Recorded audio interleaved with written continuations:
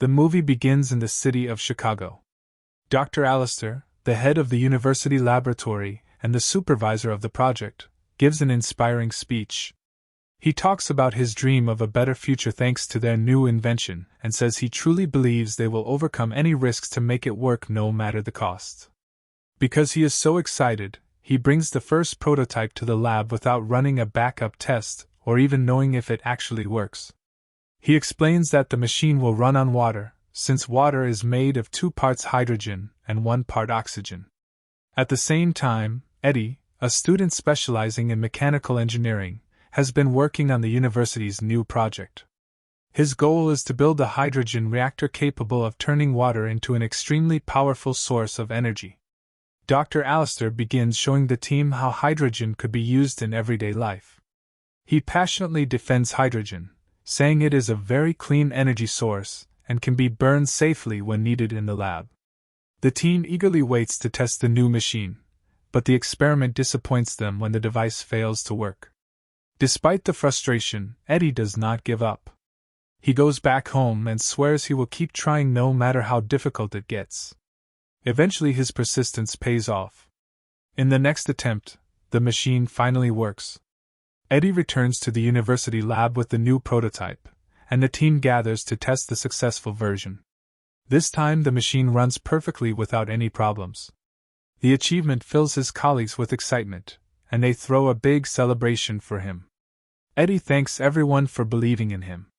During the celebration, Paul, the man funding the project, gets into a heated argument with Allister about when and how they should announce their discovery to the world. Paul says he never agreed to hide such an important discovery from anyone. At that moment, Dr. Lilly, the well-known physics assistant, steps in and suggests they celebrate the achievement together instead of arguing. Everyone agrees and continues the party. After the celebration, it is clear that Dr. Lilly is very happy. She mentions that she should go home because her car is not working. Eddie, being a gentleman, notices the problem and offers to help. Together they manage to stop a taxi so she can get home safely. Meanwhile, back in the quiet laboratory, Dr. Ellis and his colleague Chen stay behind to upload the groundbreaking data to the internet. Suddenly a suspicious van stops outside the lab. Ellis tells Chen to upload everything quickly because he wants the information online that very night. The van makes Chen curious, so he goes to check the strange noises he hears outside. Around the same time, Eddie safely drops Dr. Lilly off at her house and then heads back to the lab. But the moment he enters, a loud alarm greets him. What he finds inside is terrifying. Dr. Ellis is lying dead on the floor with a plastic bag over his head, and Chin is nowhere to be found. Even worse, the reactor they left behind is about to explode.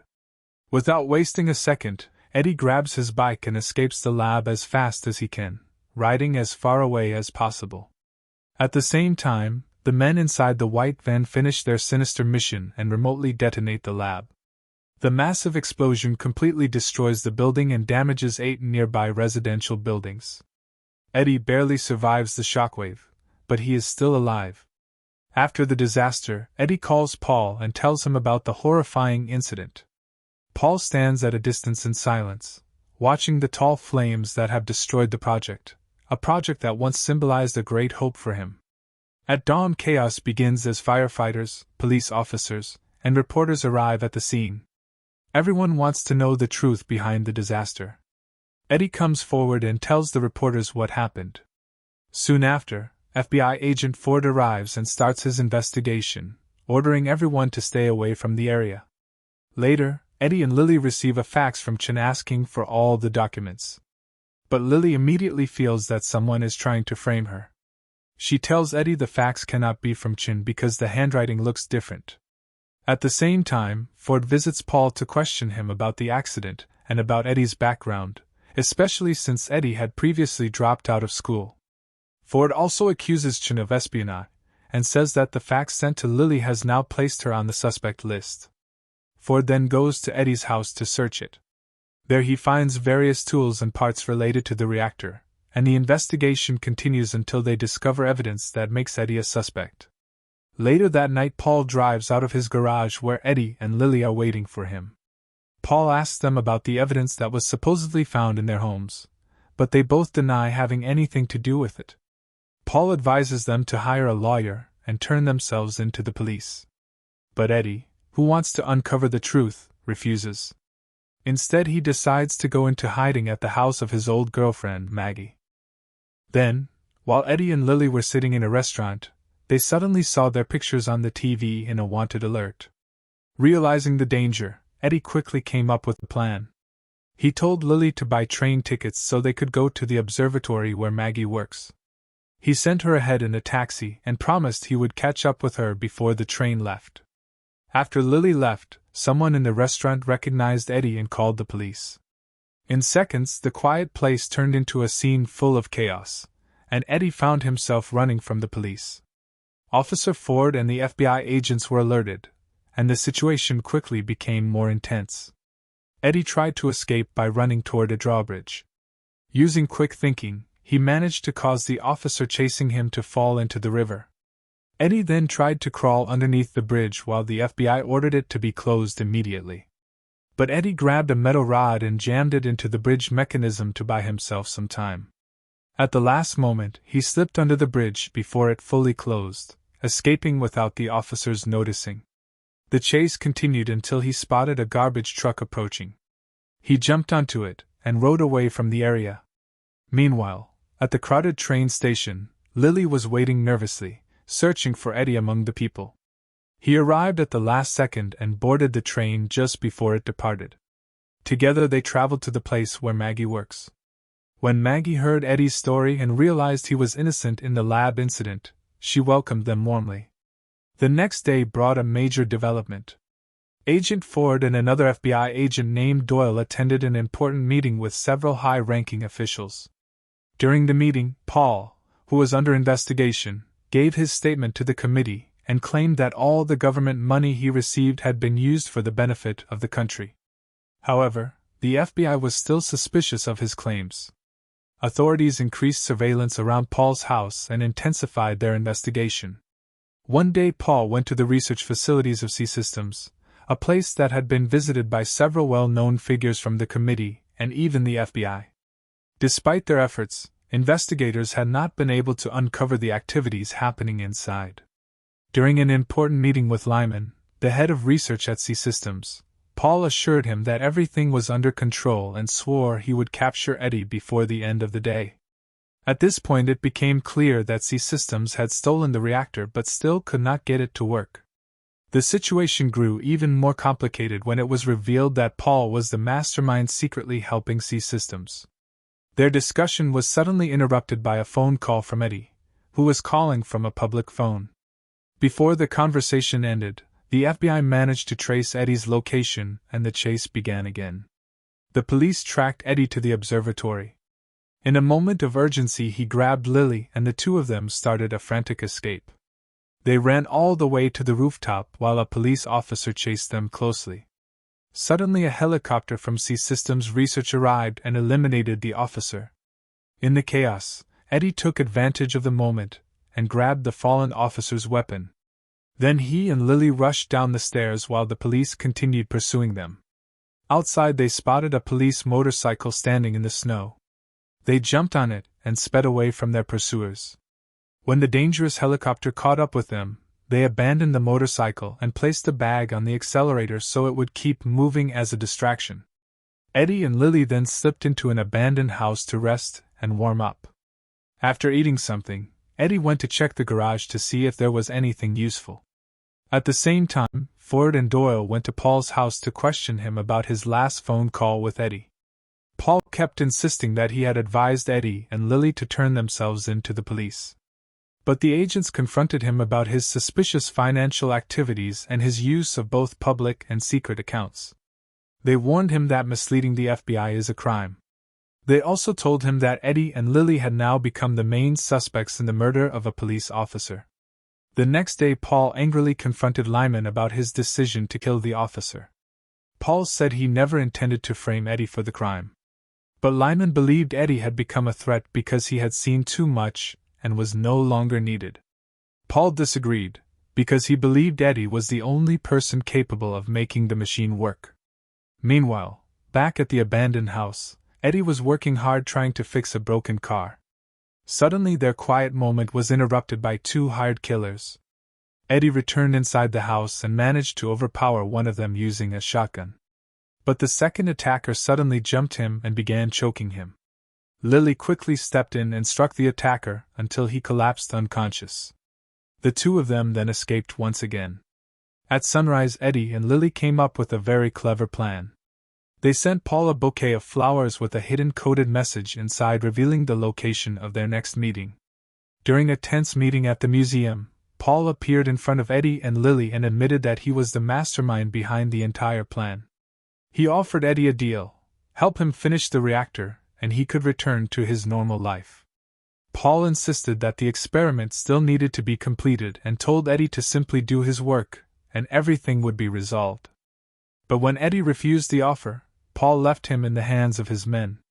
Eddie fought back, grabbed Lily, and they ran.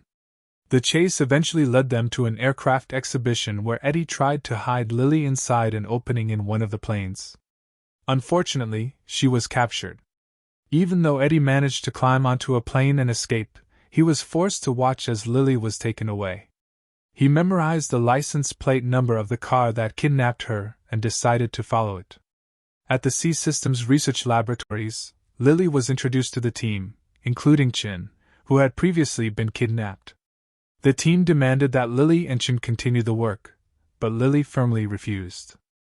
At the same time, Eddie saw an opportunity when he noticed a police car left open while the officers were busy.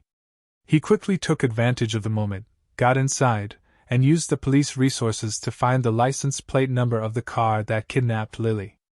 After that, he headed to the FBI headquarters. Later, the autopsy results of the murdered officer revealed that he had been killed by a sniper. After this evidence appeared, Ford realized that Eddie could not possibly be the killer. He also concluded that someone as smart as Eddie, who managed to build the reactor and blow up the lab, would never be foolish enough to leave money as evidence in his own house. That money had been found during the earlier search. Ford began to suspect that someone had stepped out of line and tried to mislead the investigation by planting $10,000. He finally realized that Eddie had done nothing wrong and that they had been chasing an innocent man the whole time. The next day, Eddie sneaked into the Sea Systems research facility disguised as an engineer. He walked through a hidden tunnel that led him to an underground laboratory. Inside, the team was trying to run a hydrogen reactor experiment. Despite their hesitation, Lily and Chin were forced to cooperate with them, but their attempt failed. Paul and Lyman then decided they would try again the next day. When Eddie appeared, Lily managed to hide herself while Lyman gave a frightening threat to Lily and Chin, making it clear that their lives depended entirely on getting the machine to work. After delivering his threats, he sent them back to their living quarters. Once the area was empty, Eddie returned to the lab. With incredible precision, he adjusted the machine and managed to get it running. The next morning, the team was shocked when they discovered that the reactor was already working. One of the scientists took advantage of the moment and falsely claimed that he was the one who had made it work. Paul ordered his team to store all the important data on a disk so it could be compared with the university's data. After Paul's assistant delivered the disk, he returned to his office, where Eddie confronted him while he was writing a message to Agent Ford. Paul admitted that he knew Eddie was the one who fixed the reactor. At that moment, Lyman and his men burst into the office, and a tense confrontation began. Eddie demanded freedom for himself and Lily, saying that he had already given Sea Systems exactly what they wanted. But Lyman refused. Eddie then revealed that he had shut down the reactor and started sending all the Sea Systems data to the FBI. Shutting down the reactor caused serious instability, and Eddie warned them that they only had 20 minutes before it exploded. In a fit of rage, Lyman shot Chun and killed him, which made Paul even angrier and pushed the situation further out of control. Lyman then kidnapped Lily and demanded that Eddie restart the reactor. But instead of following Eddie's advice, he ordered the scientists to cut the electricity, which made the situation even worse. Realizing the danger, Eddie ordered an evacuation, but they told him it was no longer possible. Chaos broke out, and Paul and Lyman started arguing. Lyman insisted on leaving Eddie and Lily behind. He sarcastically told Paul that he could stay if he wanted, but he was not going to wait for him. Then he ran out, leaving Eddie and Lily trapped inside the lab. Despite their attempts to escape, the guards quickly blocked the exit while leaving the facility.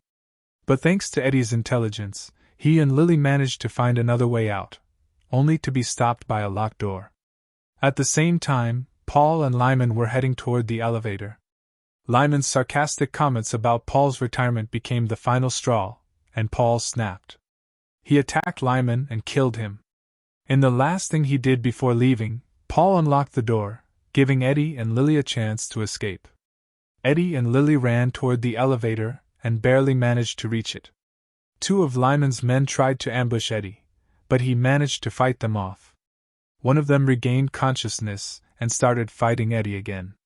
When the elevator arrived, Eddie shouted at Lily to get inside.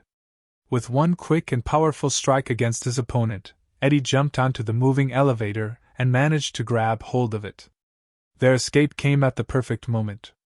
As the countdown reached 0, the laboratory exploded in a massive blast, killing the remaining men and anyone else still inside. The people who witnessed Eddie and Lily's incredible escape applauded loudly, and that is where the movie ends. Thanks for watching, and don't forget to like the video and subscribe to the channel.